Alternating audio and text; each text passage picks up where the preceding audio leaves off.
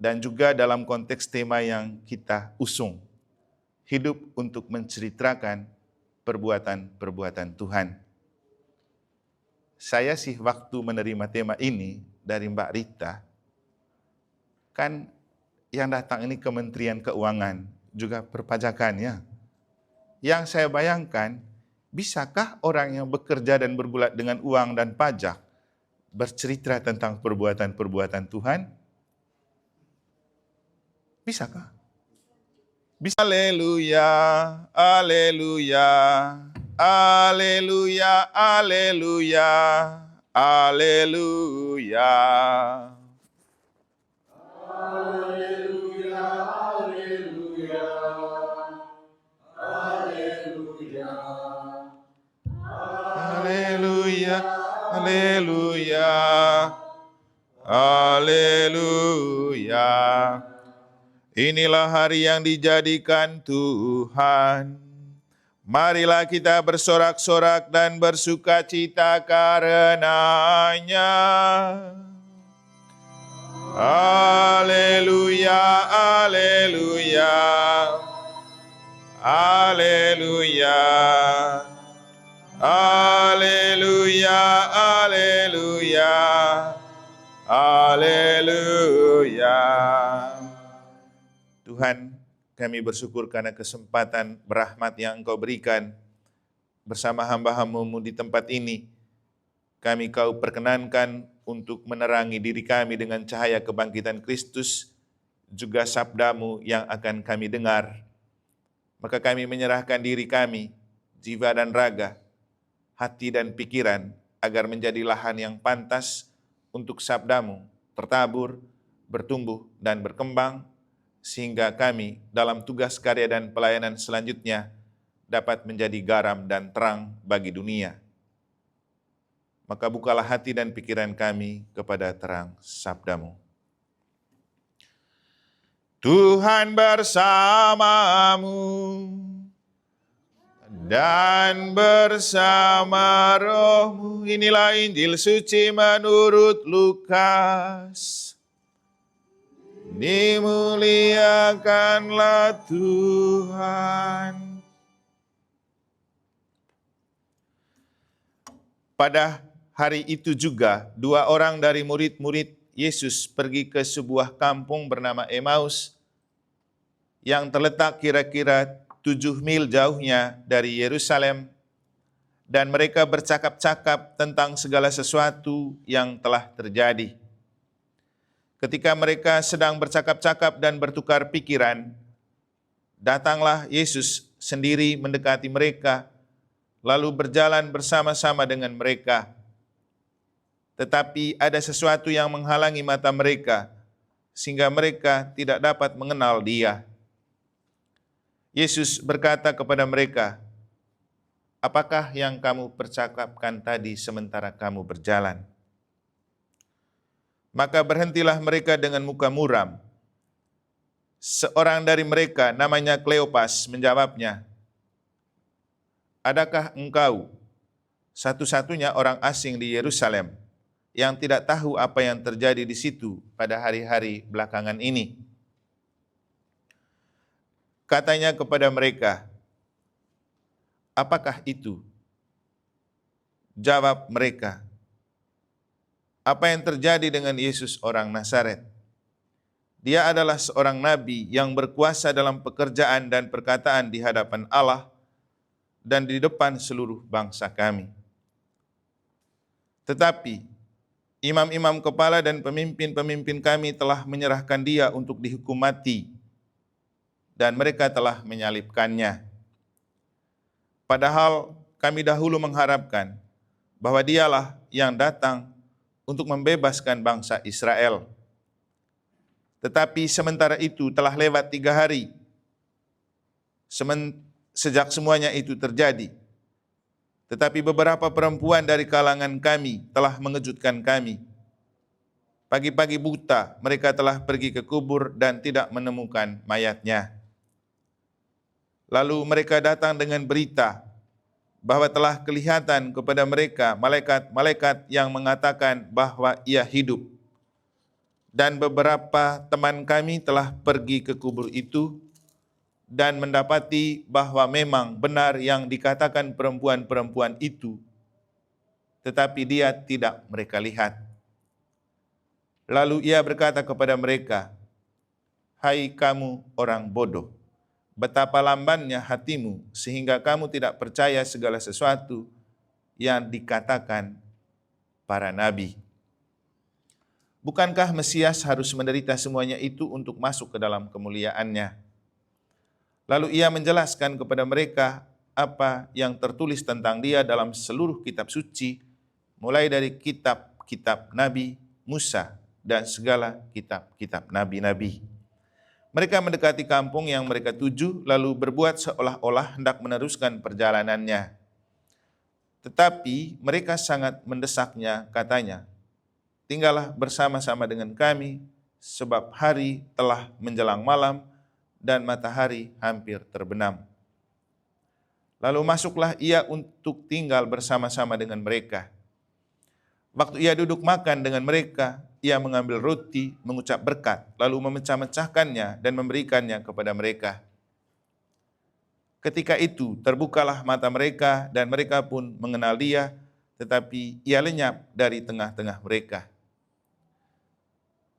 Kata mereka seorang kepada yang lain, "Bukankah hati kita berkobar-kobar ketika ia berbicara dengan kita di tengah jalan dan ketika ia menerangkan kitab suci kepada kita?" Lalu bangunlah mereka dan terus kembali ke Yerusalem. Di situ mereka mendapati ke-11 murid itu. Mereka sedang berkumpul bersama-sama dengan teman-teman mereka. Kata mereka itu, "Sesungguhnya Tuhan telah bangkit dan telah menampakkan diri kepada Simon." Lalu kedua orang itu pun menceritakan apa yang terjadi di tengah jalan dan bagaimana mereka mengenal dia pada waktu ia memecah-mecahkan roti. Demikianlah sabda Tuhan. Terpujilah Kristus.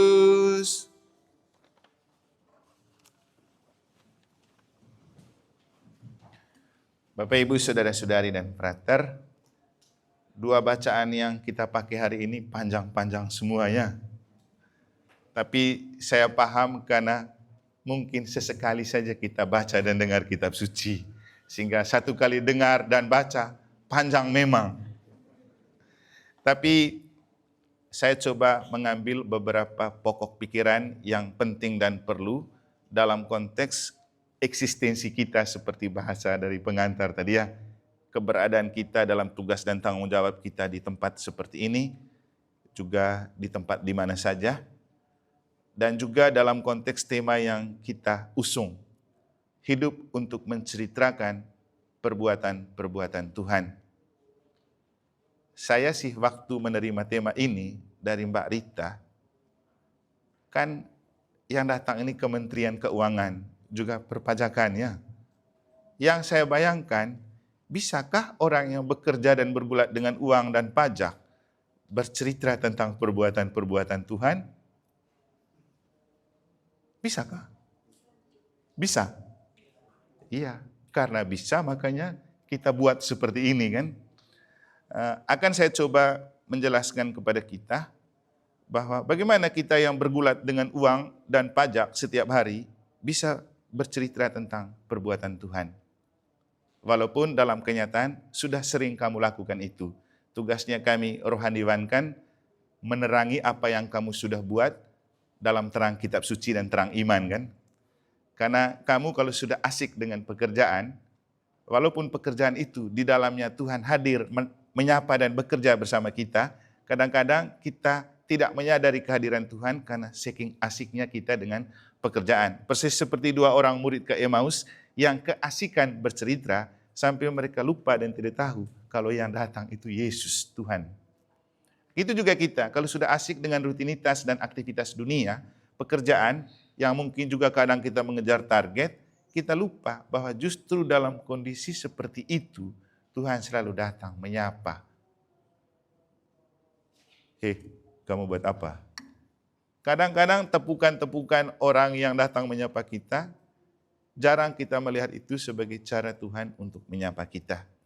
Saya selalu mengatakan begini kepada teman-teman Kristiani, khususnya yang Katolik.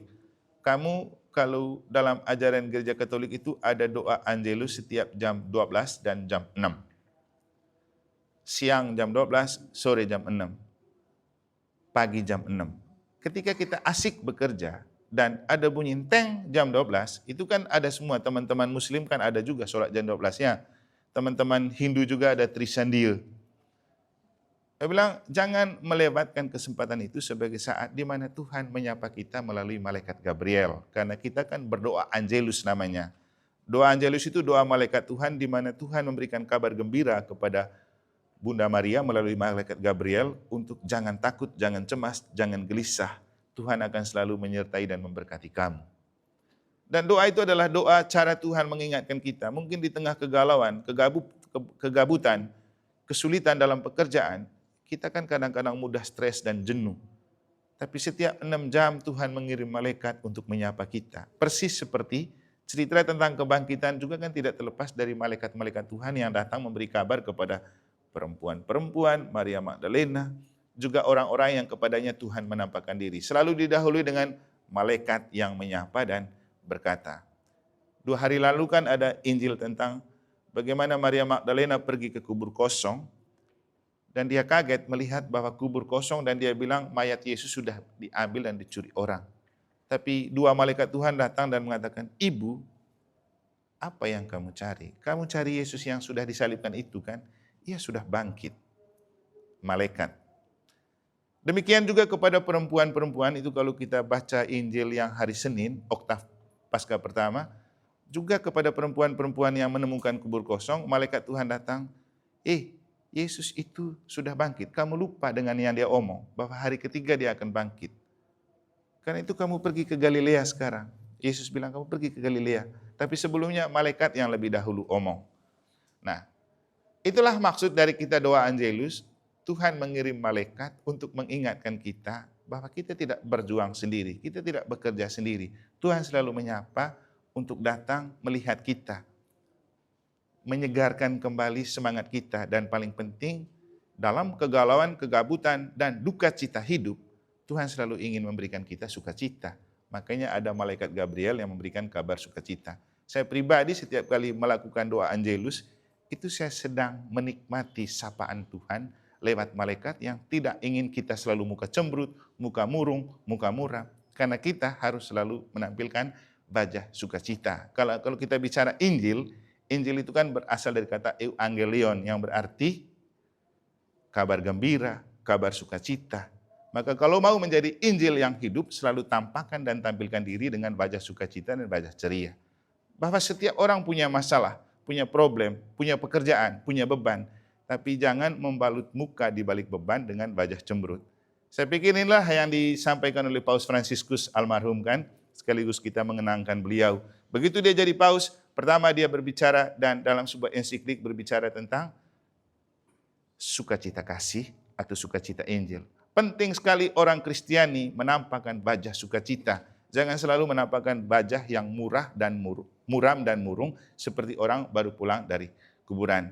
Nah Bapak Ibu, kita baru merayakan Paskah. Ini kan pesta sukacita. Bersukacita karena kita punya iman yang benar dan menang. Itu yang disampaikan oleh Santo Paulus dalam bacaan pertama tadi kan, dalam surat kepada umat di Korintus. Kalau Kristus tidak bangkit, sia-sialah iman kita. Dan kita bangga punya Kristus dan punya iman akan Kristus yang membuat kita menunjukkan bahwa ini iman yang benar dan menang atas dosa dan maut. Kita perlu bangga. Saya bilang ke Pak Geris mereka dan frater, waktu mereka melatih gladi untuk malam Paskah. Saya bilang, saya meminta petugas malam Paskah jangan menampilkan wajah murung dan muram dan duka cita. Kita itu merayakan kemenangan Kristus yang bangkit karena itu tampakkan wajah penuh sukacita, wajah orang yang senang karena menang, seperti misalnya Barcelona menang Liga Champions, Atau Real Madrid menang Liga Champions. Coba lihat orang yang merayakan kemenangan di stadion itu sepanjang laga tidak pernah berhenti bersorak. Jadi kita itu merayakan kemenangan iman, kemenangan Kristus. Jangan lagi pikir, sudah jam, sudah lama. Orang kalau betul menikmati kemenangan, dia tidak akan melihat jam. Dia tidak akan berpikir tentang jam. Tapi dia bersukacita karena kemenangan. Tapi kita khotbah ini juga kan ada waktunya ya, nanti tidak makan siang. Jangan nanti keasikan dan kelamaan. Saya diberi waktu berapa menit ini? Hah? Berapa ya, Mbak Panitia?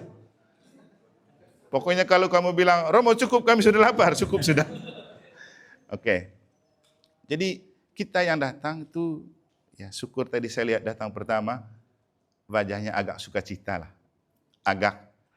Karena wajah kita itu agak susah sukacita. Kalau kita buka HP, lihat ada berita tidak bagus di dalam, langsung murung. Makanya jangan sering-sering lihat barang ini. Maunya beritanya bagus nanti. Kalau tidak bagus, itu yang bikin kita murung. Tapi begini, pentingnya kita dicas kembali oleh sabda Allah, itu untuk kita kembali ceria dan tampak shining brightly begitu. Karena itu kan identitas dan hakikat dari kebangkitan Kristus. Kita harus berwajah baru, shining brightly, glowing, kinclong, pokoknya menarik untuk dilihatlah. Setidak-tidaknya seperti saya, bukan? Jadi itulah makna cahaya Paskah. Kebangkitan Kristus menyepuh dan menerangi kita supaya kita menjadi Injil yang hidup, kabar sukacita yang baru. Karena kalau kita hidup dijiwai oleh Roh, maka selalu saya bilang, cukup kamu jalankan 2 buah roh, itu sudah membuat kita hebat. Buah roh pertama apa? Kasih. Kedua, sukacita. Kita hidup dengan menebarkan kasih dan wajah sukacita, itu sudah kerajaan Allah tampak di wajah kita kan? Jangan dulu buah roh yang lain, baru 2. Siapa yang tidak disukai orang kalau kita mengasihi? Siapa yang tidak disukai orang kalau dia selalu wajah ceria, cerah? Bukan berarti tidak punya persoalan. Punya. Tapi kita tidak menampakkan itu kepada publik. Nah, itulah Injil yang hidup. Bapak, Ibu, Saudara-saudari, ini 2 orang murid ke Emmaus yang kita pakai dalam Injil, itu berwajah muram ketika disapa oleh Yesus. Marah mereka kan? Itu Yesus datang, apa sih yang kamu perbincangkan di jalan? Langsung marah mereka, kau nih, kau tidak tahu apa yang terjadi selama ini? Yesus loh yang sapa. Kenapa? Bapak Ibu, kita memang kalau sedang muram dan marah-marah, kita lupa bahwa ada sesuatu yang baik yang datang menyapa dan menghampiri kita. Itu kan, kalau kita lagi jengkel, marah, mau baik apapun orang datang bawa berita, pasti semua jadi tidak baik. Nah, itulah yang terjadi dengan para murid. Demikian juga kita, sederhananya begini, kita tidak akan pernah menampakkan wajah yang menceritakan perbuatan-perbuatan Tuhan, kalau kita selalu muram, selalu murung. Dengan wajah ceria saya sudah cukup untuk mengatakan, Tuhan sedang bekerja dalam diri orang itu. Enjoy terus hidupnya. Tapi kalau muram, itu yang membuat kita menghalangi. Bahkan Tuhan datang pun, kita tidak tahu kalau itu Tuhan sedang datang menyapa dan berjalan bersama kita. Seperti 2 orang murid ke Emmaus. Maka, kalau ada yang mendengar khotbah saya 2 hari lalu tentang bacaan ini kan bacaan 2 hari lalu ya, hari Selasa, saya kasih judul, laki-laki suka diskusi, perempuan suka eksekusi. Benar kan ini? Ada yang komplain, enggak Romo, suami saya tidak suka diajak diskusi, maunya eksekusi saja. Sudahlah, saya tidak terlalu jauh mencampurin urusan itu. Tapi yang saya mau maksudkan gini, ini kan 2 orang murid ke Emmaus, mereka itu terlalu banyak diskusi tentang kebangkitan, tentang Yesus. Tapi kalau perempuan, mereka tidak diskusi, mereka langsung ke kubur, cek di sana. Lihat kubur kosong. Jadi itulah kenapa mereka perempuan suka eksekusi, tidak mau diskusi. Laki-laki itu kalau diskusi ngeri, tapi giliran buat susah. Saya selalu bilang di gereja, coba kalau rapat, yang paling banyak omong siapa? Bapak-bapak dan laki-laki. Giliran perbuatan, nanti cek yang datang doa siapa? Perempuan lebih banyak daripada laki-laki yang banyak omong. Tapi di kantor kayak gini pasti enggak lah ya. Atau bisa juga terjadi, bapak-bapak kalau rapat ngotot dan pokoknya idenya tinggi-tinggi. Nanti giliran kerja seorang ke perempuan, inilah kamu kerja. Yang penting kami sudah rapat, teken tanda tangan. Bisa juga ya. Tapi begini, saya kan kayaknya pas ini, kenapa banyak yang beri respon. Tapi itulah, intinya gini, tidak semua laki-laki bersalah padamu kalaupun faktanya begitu. Kan saya nonton itu podcast Total Politik waktu hari Kartini. Diundanglah Veronica Tan dan Nipu Tuluh, itu Wakil Menteri Pariwisata. Ngobrol tentang perang perempuan. Langsung Veronica Tan komentar begini, ya laki-laki itu selalu merasa tahu dan sok tahu. Walaupun dia tidak tahu, dia sok tahu. Benar itu. Padahal yang lebih tahu banyak itu perempuan. Tapi kemudian saya bilang begini, iya, perempuan memang tidak merasa tahu, apalagi sok tahu, tapi suka cari tahu. Perempuan kan suka kepo tuh. Mereka suka cari tahu, itu namanya kepo.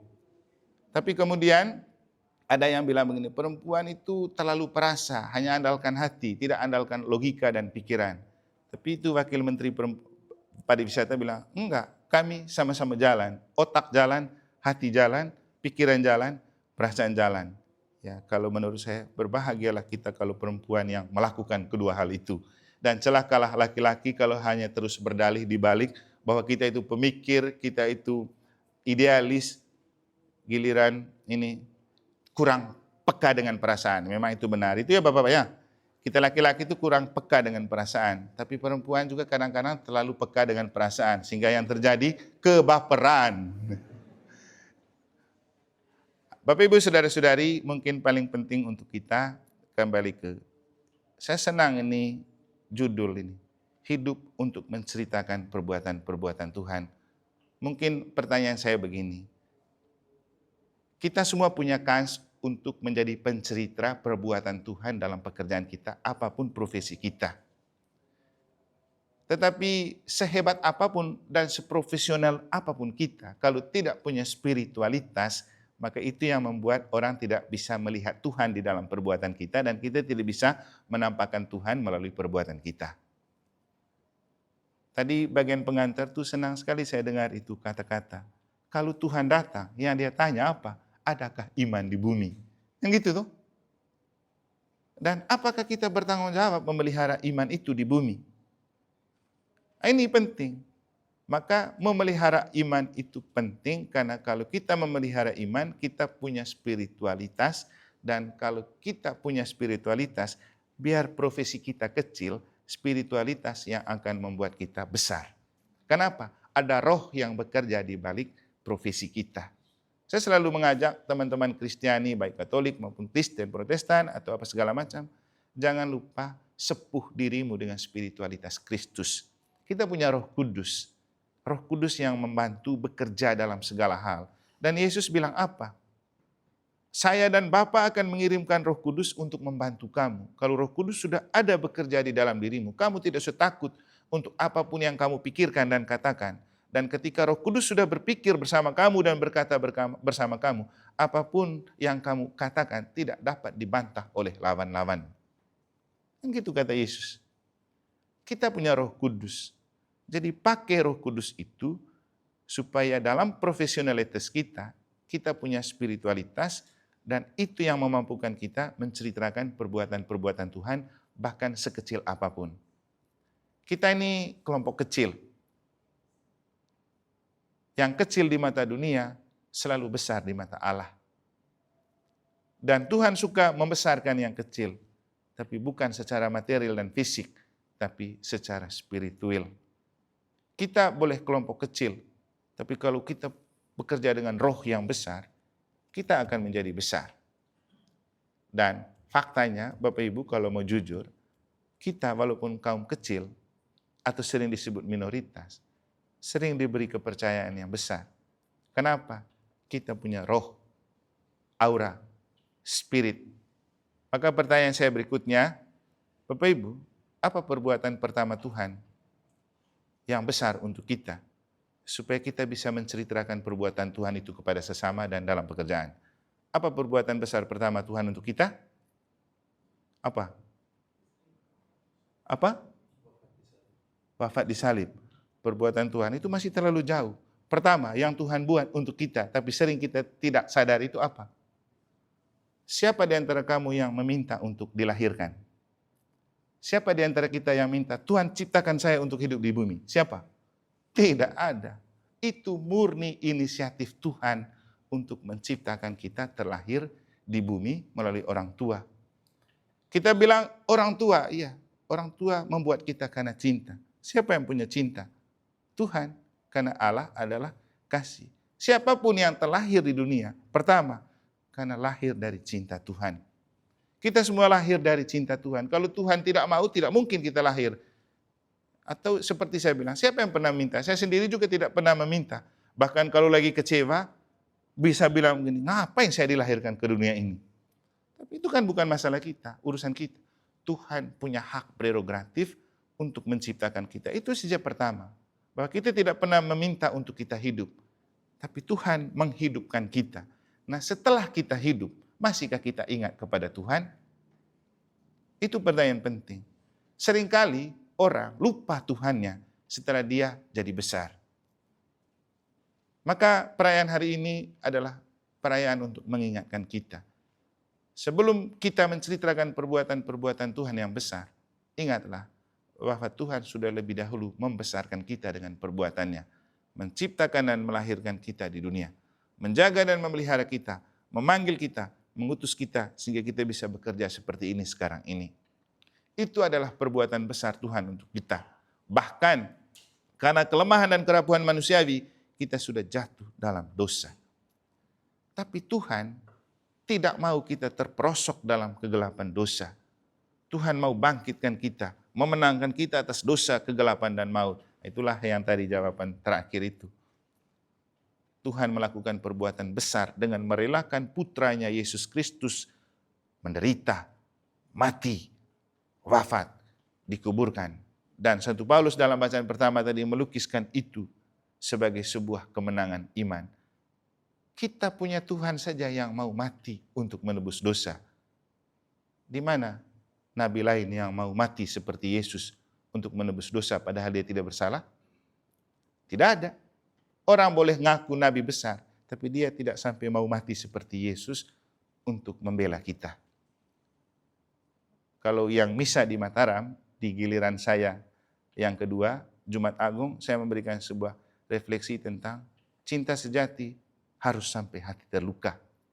Dan Yesus menunjukkan cinta sejati untuk kita sampai merelakan hatinya dilukai. Sudah mati, ditombakin lagi. Tapi justru dari dalam hati yang ditombakin itu mengalirlah darah dan air atau cinta sejati. Bapak Ibu, pasti Anda bekerja dan dalam pekerjaan Anda dilukai, disakiti, dan Anda akan mengalami hati yang terluka. Tapi tetaplah bekerja dan bertanggung jawab atas pekerjaan dan karena cinta. Kita bekerja karena cinta.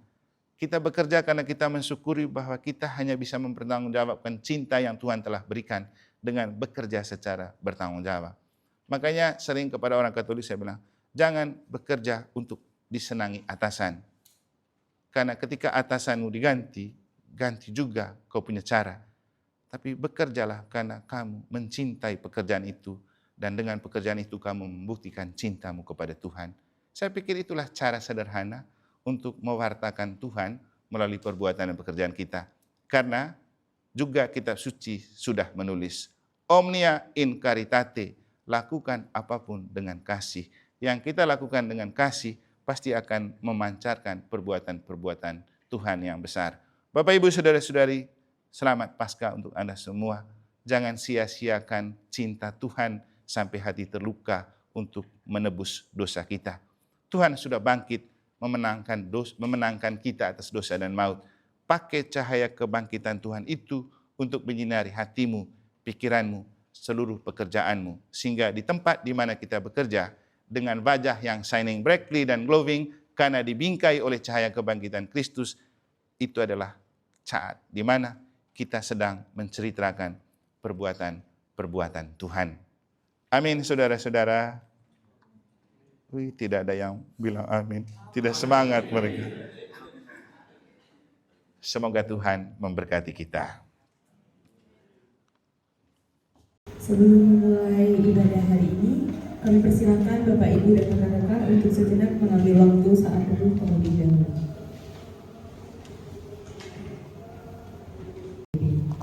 Ibadah kita pada hari ini akan dipimpin oleh yang terkasih Erwin Martinus Emmanuel Arno, Pastor Paroki Santa Maria Immaculata, dengan tema hidup untuk menceritakan perbuatan-perbuatan Tuhan.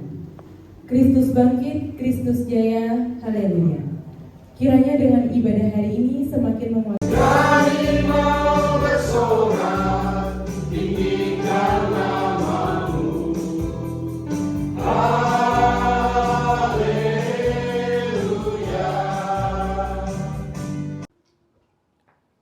Bapak Ibu Saudara-saudari, marilah kita mengawali seluruh ibadat kita dengan doa pembuka.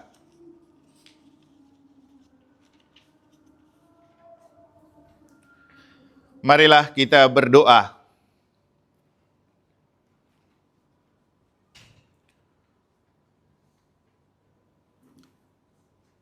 Untuk yang Katolik, kita awali dengan tanda kemenangan Kristus dalam nama Bapa dan Putra dan Roh Kudus. Amin.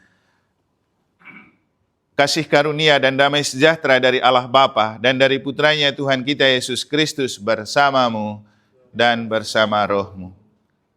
Allah Bapa sumber kehidupan, kami bersyukur atas rahmat kehidupan yang Engkau berikan kepada kami, juga atas anugerah iman yang Engkau berikan untuk kami memelihara hidup dalam kepercayaan kepadamu.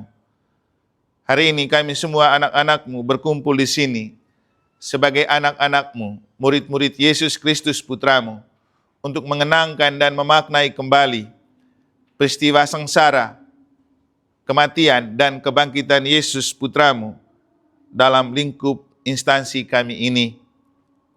Semoga pantas dan layaklah kami menguburkan dosa dan maut, juga kegelapan dalam hidup dan pelayanan kami dalam kematian Kristus, supaya kebangkitan Kristus membangkitkan kami untuk mampu melaksanakan tugas, tanggung jawab, dan kepercayaan yang bangsa dan negara berikan kepada kami dengan penuh tanggung jawab dan dalam iman dan dalam cahaya kebangkitan Yesus Kristus Putra-Mu, terutama agar kami dapat menjadi pencerita-pencerita perbuatan-perbuatan Tuhan yang telah kami alami dalam hidup dan perjuangan kami dari waktu ke waktu.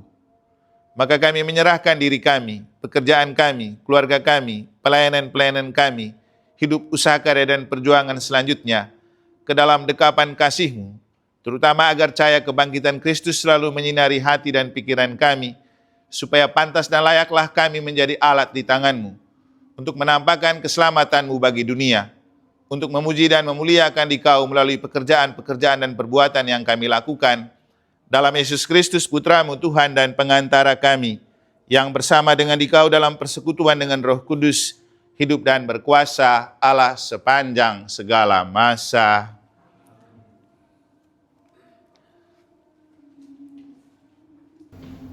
Bacaan dari surat pertama Rasul Paulus kepada jemaat di Korintus. Saudara-saudara, jadi bila mana kami beritakan bahwa Kristus dibangkitkan dari antara orang mati, bagaimana mungkin ada di antara kamu yang mengatakan bahwa tidak ada kebangkitan orang mati?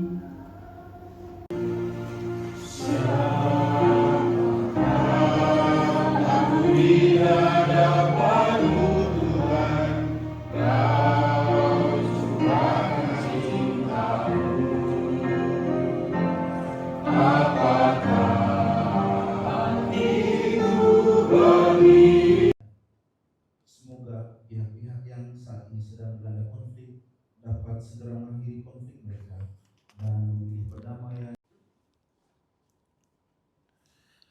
Allah Bapa yang Maha Kasih, kami bersyukur untuk kasih sayang dan kemurahan yang telah Engkau berikan kepada segenap anak-anak-Mu, domba-domba-Mu yang Engkau panggil dan Engkau utus di Kementerian Keuangan NTB ini. Mereka menyadari bahwa hidup adalah anugerah-Mu, Panggilan dan perutusan mereka di tempat ini juga adalah perutusan-Mu. Maka semoga Engkau selalu menjaga, membimbing dan memelihara mereka dalam hidup, pelayanan dan pekerjaan mereka. Dengarkanlah ungkapan hati yang telah mereka ungkapkan dalam doa-doa syafaat. Dan lihatlah pemberian diri mereka untuk menjernihkan kembali iman mereka dan mengabdi dengan kekuatan iman dalam tugas karya dan pelayanan mereka selanjutnya di tempat ini, juga dimanapun mereka Engkau utus. Semoga Engkau memberkati juga keluarga-keluarga mereka, suami, istri, anak-anak, juga mereka semua yang bekerja bersama mereka, baik di sini atau di mana saja.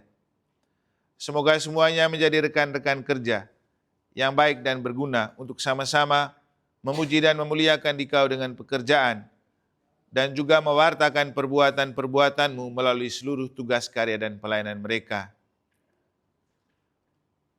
Maka atas kuasa-Mu ya Allah, melalui pelayanan gereja-Mu dengan bantuan doa dari para kudus-Mu, para malaikat-Mu dan para penghuni surgawi-Mu, juga dengan kuasa rahmat imamat yang telah Engkau berikan kepadaku, limpahilah rahmat, berkat, dan kekuatan ilahi-Mu untuk menjiwai, menaungi, dan menyertai anak-anak-Mu ini dalam tugas karya, pelayanan, dan pekerjaan mereka selanjutnya di Kementerian Keuangan NTB atau di mana saja. Dan semoga cahaya kebangkitan Yesus Kristus Putra-Mu selalu menyinari hati, pikiran, diri, dan seluruh hidup dan pekerjaan mereka.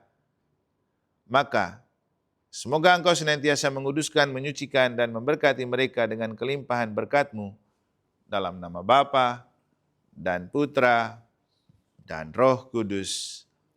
Amin. Damai Tuhan selalu bersamamu dan bersama rohmu. Dengan ini, upacara kita telah selesai. Kita akhiri dengan bersama-sama bersyukur dengan memuji dan memuliakan Allah dengan lagu penutup.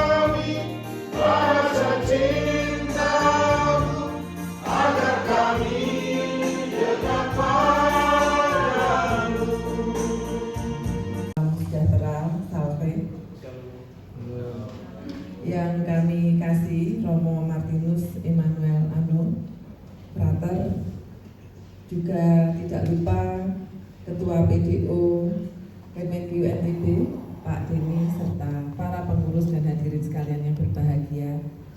Pada akhirnya, pada tahun 2025 sesudah Paskah, kita bisa mengadakan ibadah oikumene bersama. Saya tidak tahu apakah dulu pernah ada, mungkin Bapak Ibu yang lama di sini bisa menceritakan, barangkali dulu pernah ada. Namun beberapa tahun ini sempat berhenti, dan walaupun saya sudah setahun di sini, tapi mohon maaf kenapa tidak diadakan tahun lalu, karena ada itu tadi Romo ada banyak kesibukan rutin, jadi belum settle gitu kan. Begitu sudah settle, kita bisa mulai bicara. Dan puji Tuhan, terima kasih kepada seluruh pengurus dan Bapak Ibu sekalian yang sudah membuat acara pada hari ini bisa kita laksanakan dengan baik. Romo perlu kami sampaikan bahwa Kementerian Keuangan ini ada yang cari uang, Romo, ada yang cari uang, ada yang membelanjakan uang, ada yang mencatat, ada yang dicatat uang, ada yang dicatat kemudian barang, ada yang ngurus cukai, itu kan. banyak yang dilakukan, tapi yang jelas dari 26 triliun itu yang ada di NTB kami tidak pernah lihat sama sekali uangnya itu, Romo. Yang cari uang juga sama sekali tidak pernah lihat bentuk uangnya. Jadi ini adalah kesempatan di mana kita bisa untuk beribadah bersama untuk menguatkan satu sama lain. Paling tidak ketika ketemu di mall, di epicentrum kita bisa menyapa. Dan mohon maaf nanti kalau saya lupa, saya diingatkan. Saya yang sering tahu wajah kadang lupa nama. Sekali lagi saya ucapkan terima kasih Bapak Ibu. Semoga Tuhan memberkati apa yang sudah kita lakukan. Dan sekali lagi Romo atas kehadirannya. Dan mudah-mudahan Romo tidak bosan apabila suatu waktu nanti bersama dengan kami dalam ibadah umum ini. Saya akhiri, semoga berkat Tuhan bersama kita semua.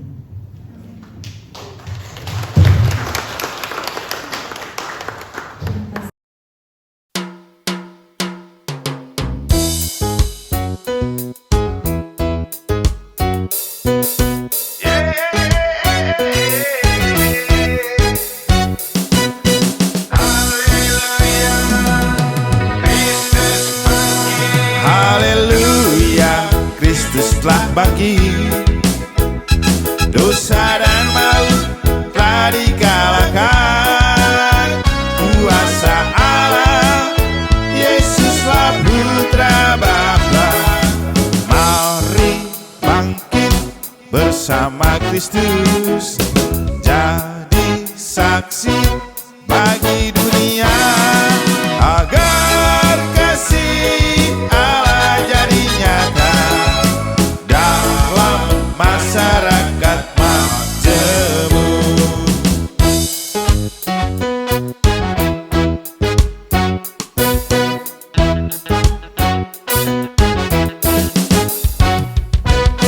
Yesus merajut persaudaraan, malam berjamuan bersama kekasih.